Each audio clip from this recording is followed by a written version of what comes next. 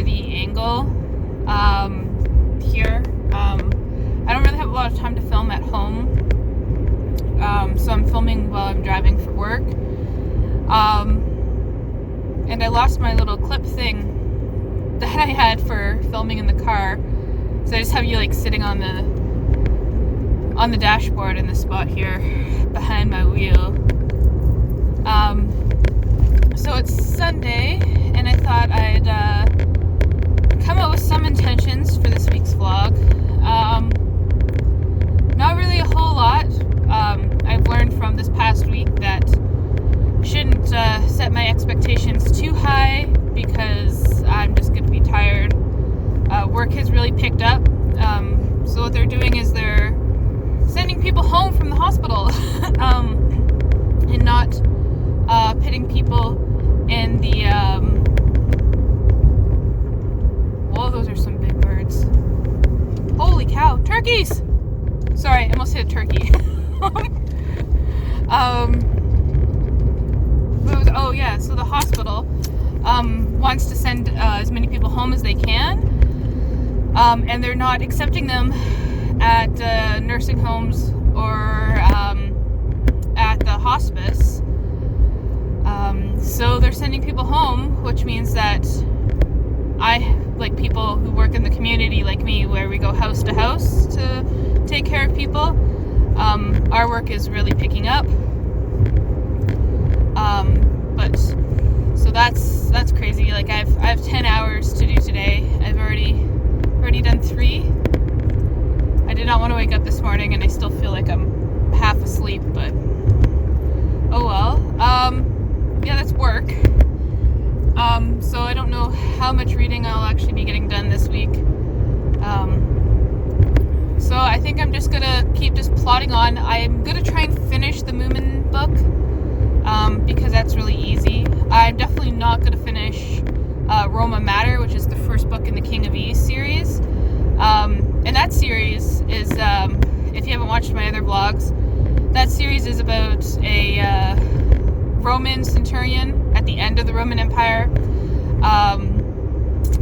kind of accidentally becomes king of this mythical city, well, what we consider mythical in our time, but which in the book is obviously real, called Ease, which is this magnificent city, probably like based on the myths of Atlantis, I think, in that it's right on the border of the sea, and they have this wall that keeps the sea out at high tide, and then it opens at low tide.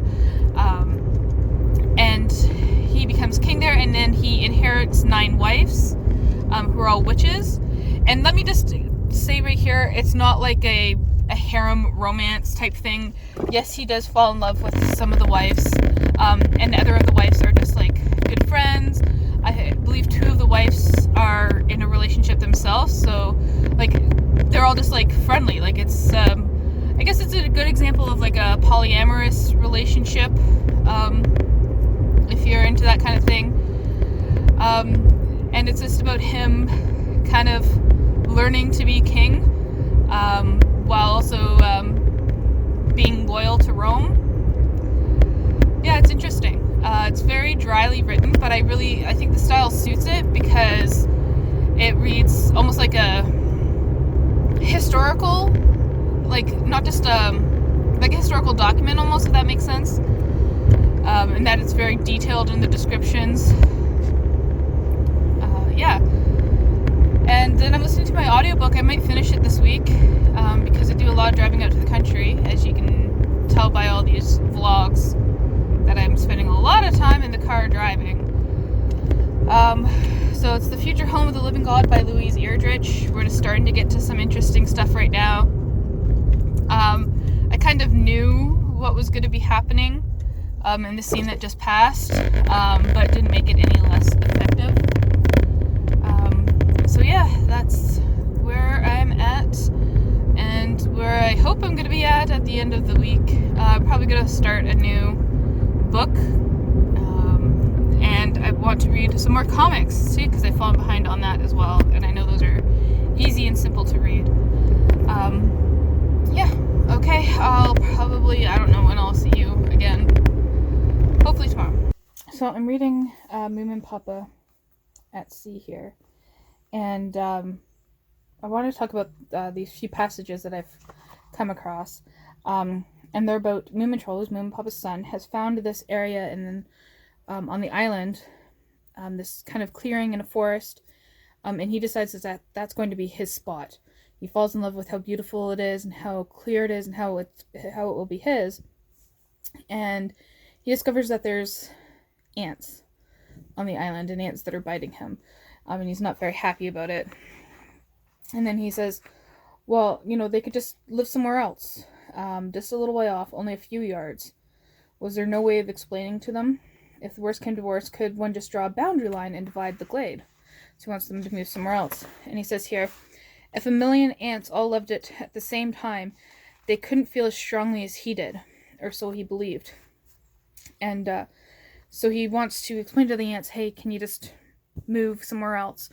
And he explains his problem to his adopted sister, little Mai, who's not on the cover here, who's a little mischievous, and not in just like a little kid mischievous way, but in like a deadly don't get her mad kind of way. And I think he knows what he does when he explains to her, this problem with ants. And she says, well, let me take care of it. And what he discovers is that she kills them all. So they were all shriveled up, horror of horrors. A terrible massacre had taken place and not a single ant had survived. And then little Mai says, it's a good thing to get rid of them. Anyway, you knew exactly what I was going to do to them, which I believe he does. All you hoped was that I shouldn't tell you about it. You're awfully good at deceiving yourself. So Moomintroll doesn't want to be told about what little Mai did to these ants. I thought it was a very interesting analogy for colonization, and that we have this new person coming in, discovering that this land is already occupied, wanting to get rid of them because he likes the land and needs the land more than they do, he thinks. And so he goes to a third party and they get rid of the problem. And he wants to remain innocent in all of this. So I thought that was really interesting. Hi, BookTube. Here today on it's a Wednesday. I can't remember which day of the week it was.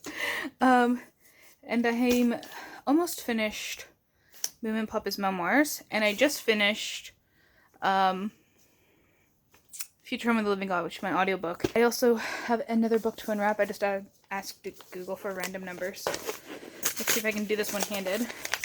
I'm holding you. I don't know what this book is. It's something in other stories. Oh, okay. So it's a short story collection. That's not gonna work.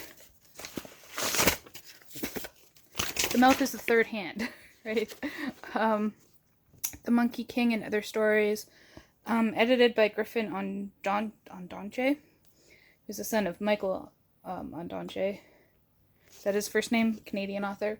And it's actually darker than it looks in here, and I can't personally read the back there. But World Literacy of Canada's 40th anniversary by bringing together Canadians and Sri Lankans to share in the retelling of traditional tales from the East. So that sounds pretty cool. I don't think I've read any Sri Lankan literature, so we'll be reading this. Currently trying to stay awake in the car. I'm parked, so don't worry. Because I have to wait about 15 minutes before I go in and see my patient. I don't like arriving too early because I time things so that they work out perfect there, so I can get out at a certain time. Anyways, I got on here to say I had the audiobook, and I think I said yesterday it was by Voss, and it's by Yoss. It's a Y, not a V. Super extra grande audiobook, but something happened when I transferred it over to the USB, and it's all glitchy and skipping parts, so I'm stuck listening to music. Oh my god. Today. Not that that's like a horrible thing, and oh gosh, it's the end of the world. But I turned the music off and I'm just listening to the rain on the car. It's one of my favorite sounds, is rain on metal. Because I grew up spending summers at my aunt's trailer, and I loved it when the rain hit the trailer. Just really like that sound.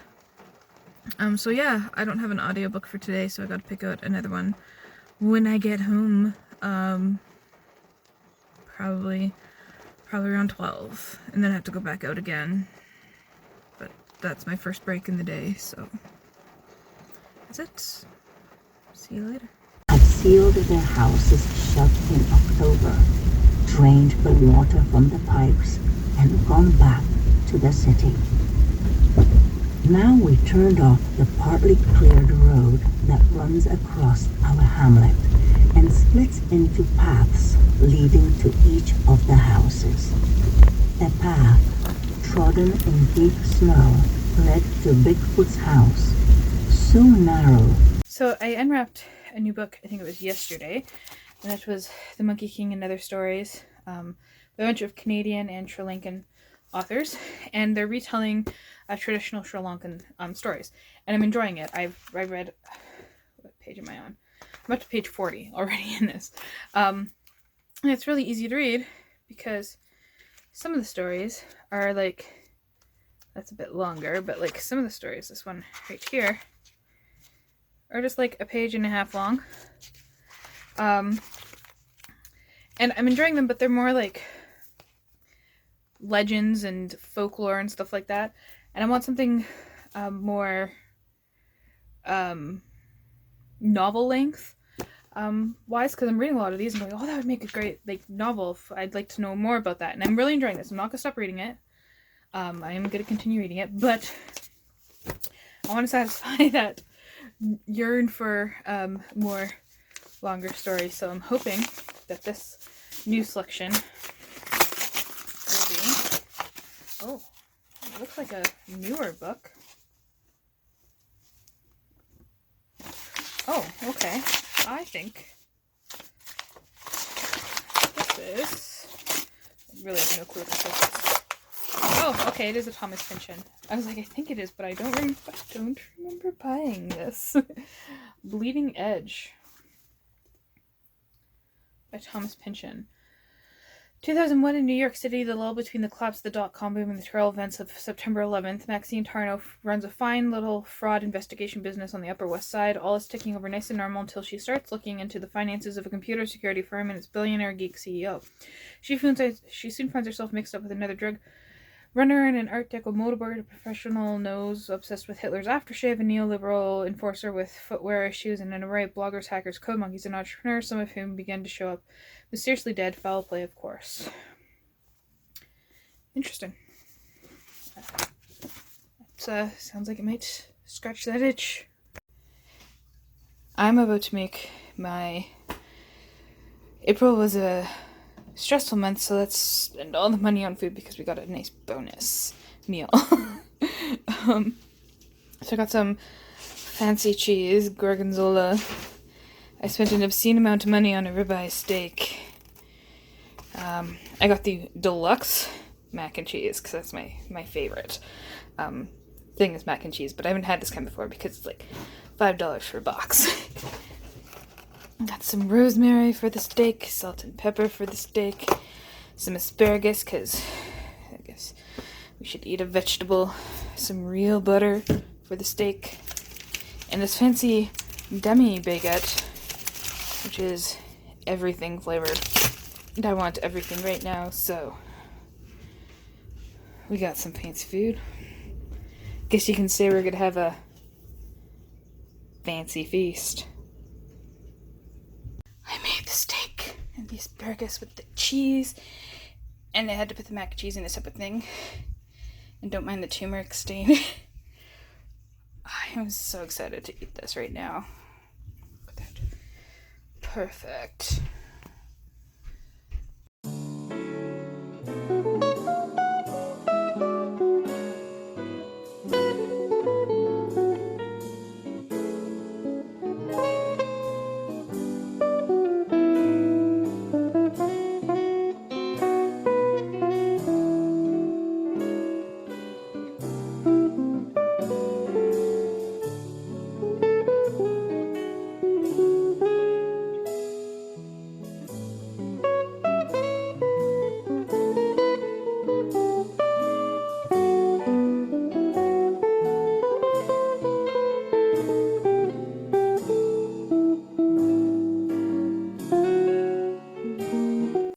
So it's technically Sunday. I forgot to do my wrap-up yesterday.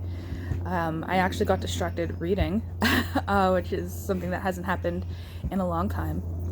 I've been reading Bleeding Edge by Thomas Pynchon. I read 100 pages yesterday, which is like a first for me in a long time. So I guess this is the book that's breaking my little slump there.